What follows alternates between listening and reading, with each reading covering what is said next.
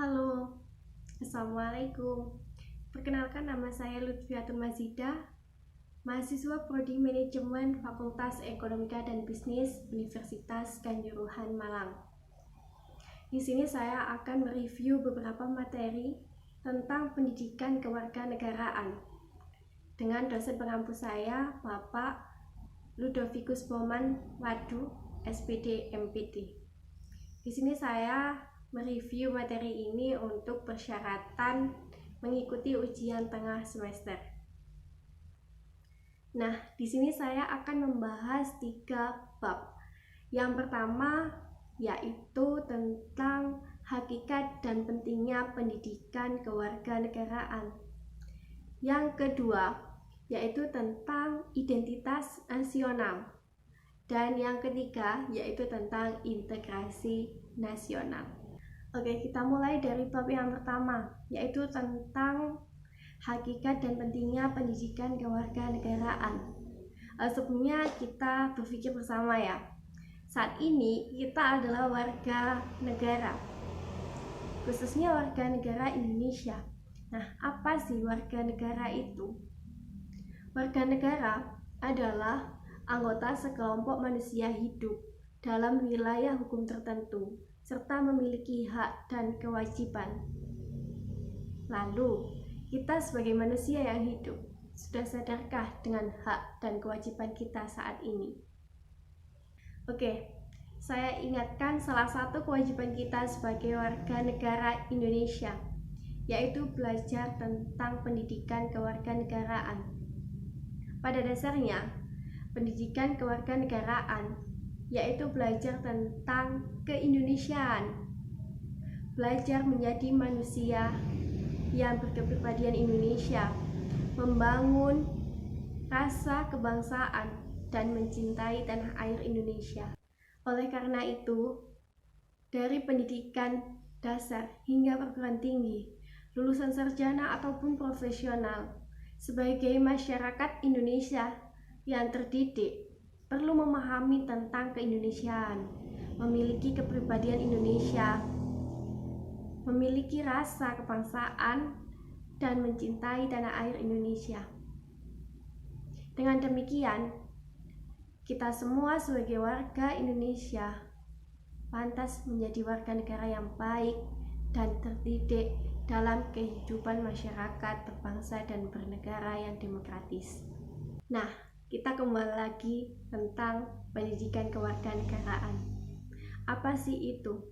Pendidikan kewarganegaraan adalah proses pendidikan yang berintikan demokrasi politik, diperluas dengan sumber-sumber pengetahuan lainnya, seperti pengaruh-pengaruh positif dari pendidikan sekolah, masyarakat, dan orang tua. Semuanya itu berguna untuk melatih siswa ataupun mahasiswa untuk berpikir kritis, analis, dan bertindak secara demokratis untuk mempersiapkan kehidupan demokrasi yang berdasarkan Pancasila dan Undang-Undang 1945. Dengan begitu, negara perlu menyelenggarakan pendidikan kewarganegaraan karena setiap generasi adalah orang baru yang harus mendapatkan pengetahuan, sikap atau nilai, serta keterampilan agar mampu mengembangkan warga negara yang memiliki watak atau karakter yang baik dan cerdas dalam hidup di kehidupan bermasyarakat, berbangsa, dan bernegara sesuai dengan demokrasi konstitusional.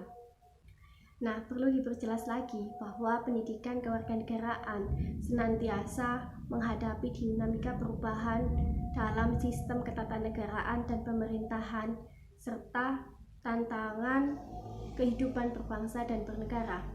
Oleh sebab itu, ada kalanya kita sebagai generasi menghadapi atau mendapatkan pendidikan kewarganegaraan dengan bobot yang berbeda.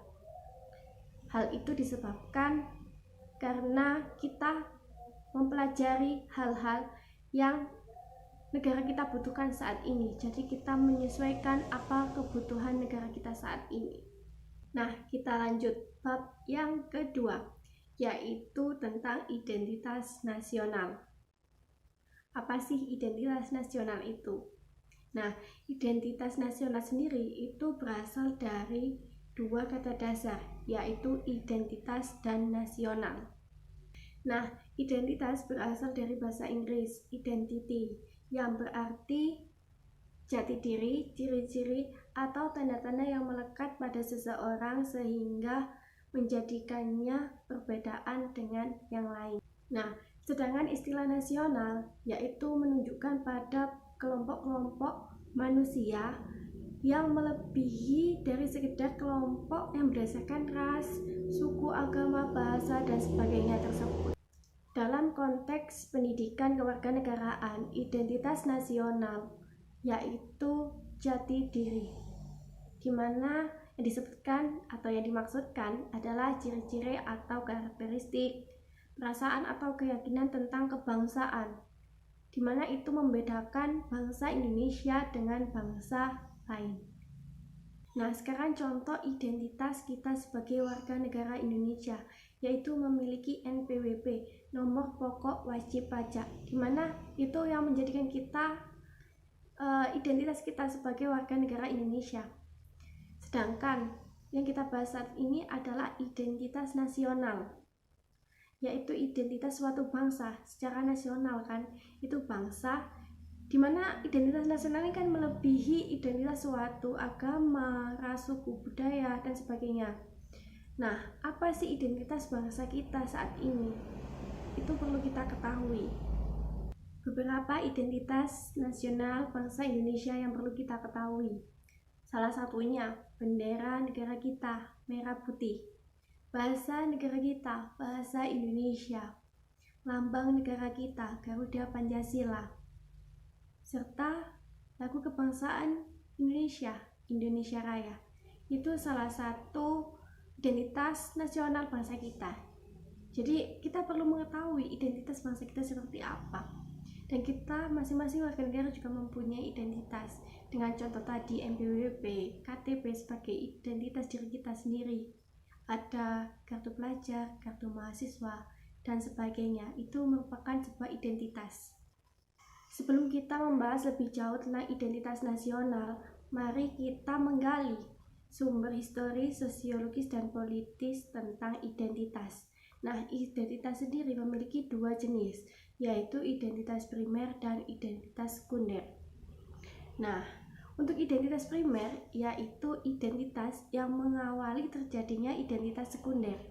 Sedangkan identitas sekunder, yaitu identitas yang dibentuk berdasarkan keputusan bersama.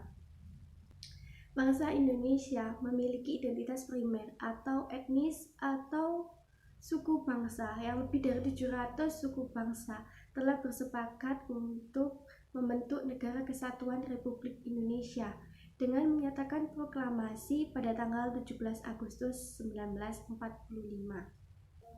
Identitas etnis yang terwujud antara lain budaya etnis yang dikembangkan agar menjadi sumbangan bagi pembentukan budaya nasional, sehingga terbentuklah identitas nasional.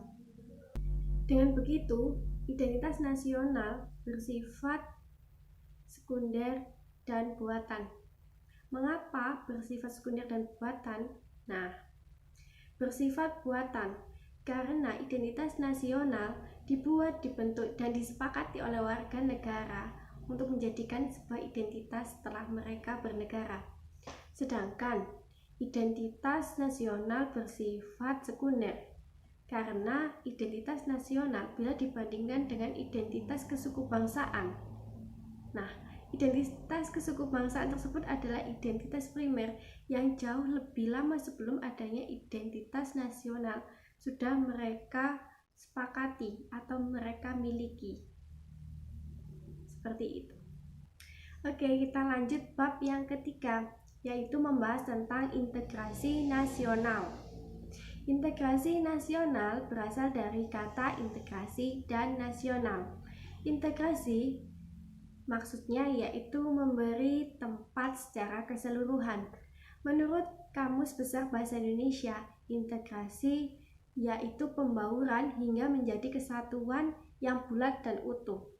Sedangkan kata nasional atau nation dari bahasa Inggris yang berarti bangsa sebagai persekutuan hidup manusia. Sedangkan nasional yaitu berasal dari bahasa Inggris yang berarti bangsa sebagai persekutuan hidup manusia. Identitas nasional merupakan proses mempersatukan bagian-bagian, unsur atau elemen yang telah terpisahkan dari masyarakat menjadi satu kesatuan yang utuh ataupun bulat, sehingga menjadi nation atau bangsa. Jenis integrasi nasional ada 5. Yang pertama, integrasi bangsa. Yang kedua, integrasi wilayah. Yang ketiga, integrasi nilai. Yang keempat, integrasi elit massa. Dan yang kelima yaitu integrasi tingkah laku atau perilaku integratif. Dimensi integrasi dibagi menjadi 2, yaitu integrasi vertikal dan integrasi horizontal. Sedangkan aspek integrasi yaitu meliputi aspek politik, ekonomi, dan sosial budaya. Integrasi berkebalikan dengan disintegrasi. Jika integrasi bermaksudkan adanya keterpaduan, kesatuan, dan kesepakatan, sedangkan disintegrasi bermaksudkan adanya keterpecahan, pertengkaran, hingga konflik.